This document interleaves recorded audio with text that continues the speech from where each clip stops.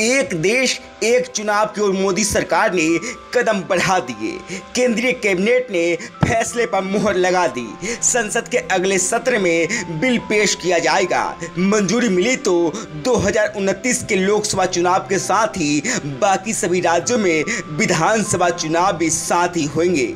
लेकिन इससे फायदा किसे होगा? देश को, देश की गरीब जनता को या राजनीतिक पार्टियों को? राजनीतिक पार्टियों के फिलहाल मिलीजुली प्रतिक्रिया है।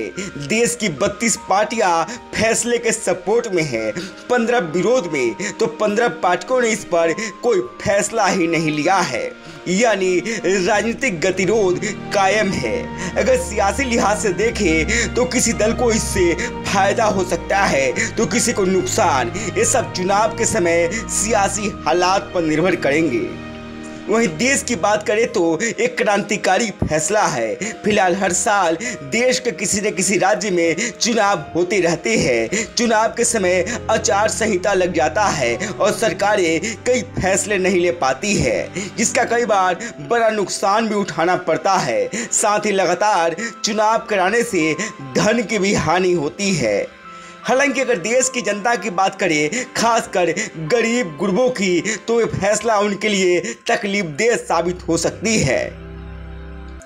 देश की आधी से अधिक आबादी अभी भी गरीबी में जिंदगी बसर कर रही है। यानी वो अपनी जरूरतों के लिए सरकार की सब्सिडी पर निर्भर रहते हैं। चुनाव आते हैं तो उनके लिए कई तरह की रियायतों की घोषणा होती है।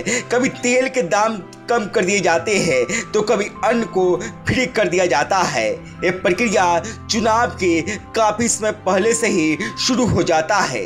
राजनीतिक पार्टियों को लगता है कि जनता को राहत देने से उनके फेवर में वोट करेंगे। इस तरह जनता को थोड़ी बहुत राहत मिल जाती है। लेकिन अगर 5 साल में एक ही बार देश में चुनाव होंगे तो अब फ्री बांटने का चलन शायद समाप्त हो जाएगा।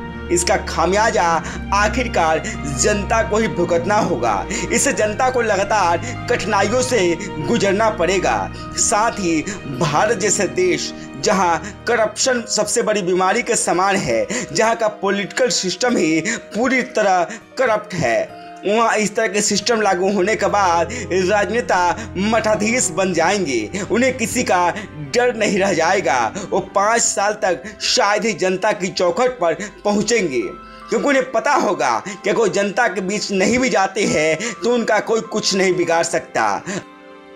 अभी तक अगर सांसद और विधायक जनता के बीच नहीं जाता है तो चुनाव के समय राजनीतिक पार्टियों को जनता से डर लगने लगता है। ऐसे में राजनीतिक पार्टियां कई बार अपने प्रतिनिधियों को जनता का काम करने को बाध्य करती है, जो अब नहीं रह जाएगा। साथ ही जिस धन की बचत की बात की जा रही है उसकी क्या गारंटी है, क्योंकि जब लगातार चुनाव होते रहते हैं तब तो इतने बड़े बड़े घोटाले सामने आते रहते हैं। कई बार गलत काम करने पर सरकारें गिर जाती है, लेकिन जब एक ही साथ चुनाव होंगे तब गलत करने के बाद भी सरकार बदलना आसान नहीं होगा। यानी कहीं न कहीं जनता का जो दबाव सिस्टम है वो खत्म हो जाएगा। इससे अराजकता के सिवाय कुछ और नहीं हो सकता। हालांकि सारे फायदे नुकसान का आकलन बिल की कॉपी सामने आने के बाद ही किया जा सकता है, क्योंकि उसमें अराजक सरकार को बदलने के लिए क्या प्रावधान रहता है, इसी पर जनता का हित और अहित निर्भर करेगा।